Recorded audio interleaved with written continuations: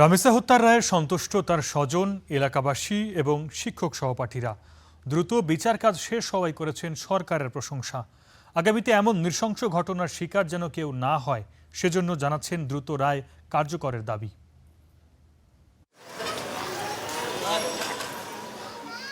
রামিসার বারান্দায় ফুল ফুটেছে আজও, তবে বাড়ি জুড়ে নির্মম এক শূন্যতা।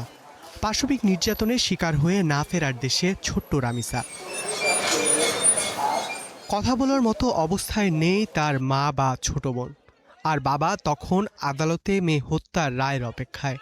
অবশেষে এলো কাঙ্ক্ষিত সেই রায়। আসামিদের সর্বোচ্চ শাস্তিতে জানালেন সন্তুষ্টি।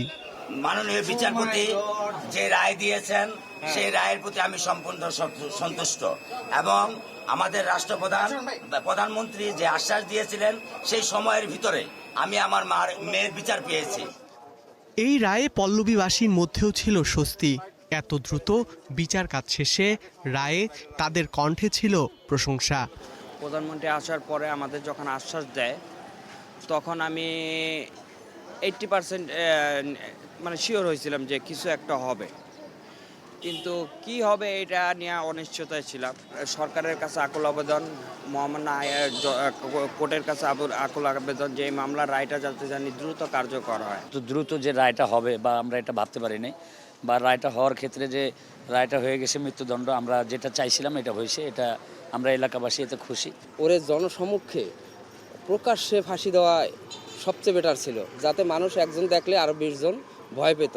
যেহেতু আজকে এত ছোট বাচ্চা কি করছে, কালকে আমাকে করতে পারবে, এটা কোনো কি আছে? তাহলে যত তাড়াতাড়ি ফাঁসি দেবে এটাই আমাদের অনুরোধ। মুন্সিগঞ্জে রামিসাদের গ্রামের বাড়িতেও ছিল স্বস্তি। স্থানীয়রা বলছেন এ রায়ে কিছুটা হলেও শান্তি পাবে শিশু রামিসার আত্মা। যেহেতু 19 দিনের মাথায় এই রায়টা হয়েছে, আমরা অত্যন্ত খুশি। আমাদের পরিবার পক্ষ থেকে অনেক খুশি। একটা দেশের উদাহরণ হিসেবে থাকবে যে আসলে বিচার ব্যবস্থা দেশে আছে। মা চায় একটা সন্তান নিরাপদ থাকতে, আর একটা সন্তানও চায় মার সাথে একটা নিরাপদ থাকতে। যা এইভাবে বাচ্চাটারা খুন করছে তার যেন শাস্তি হয় ভাইয়া, বুঝছেন? বাংলাদেশের সকল ঘটনার জন্য এই ধরনের সুষ্ঠু বিচার পায়, এটি আমি প্রত্যাশা করব। ঈদের পর আজ খুলেছে রামিসার স্কুল। রামিসার সঙ্গে আনন্দ ভাগাভাগি করতে না পারার কষ্ট আজও দাগ কাটছে সহপাঠীদের মনে। এই ঘটনা যেন আর কারোর সঙ্গে না ঘটে, সেটিই তাদের প্রত্যাশা। রামিসার সাথে আমার স্মৃতি আছে, আমাদের সঙ্গে পিসে একসঙ্গে বসতো, আমরা বড় আপুরা একসঙ্গে মোবাইল খেলতাম, তারপর পাল্লার খেলতাম, তারপর বৈশাখের কাপড় কিনতে যেতাম, এগুলো খেলতাম। এগুলো স্মৃতি আমার অনেক মনে পড়তেছে। ওর জায়গায় বসে আমার অনেক কান্না পাইতেছে। আমার ফ্রেন্ড খুব ভালো ছিল, ও আমার খুব পছন্দ করতো। আমি বিচার চাইছিলাম, যেটা আল্লাহর কাছে বলছি সেইটাই আল্লাহ করে দিয়েছে, পূরণ করছে আমার ওই আশাটাই। এই রায় নিয়ে তালবাহানা করা যাবে না। যত দ্রুত সম্ভব বাংলাদেশের প্রচলিত আইনে এই দুজনের ফাঁসি কার্যকর করতে হবে।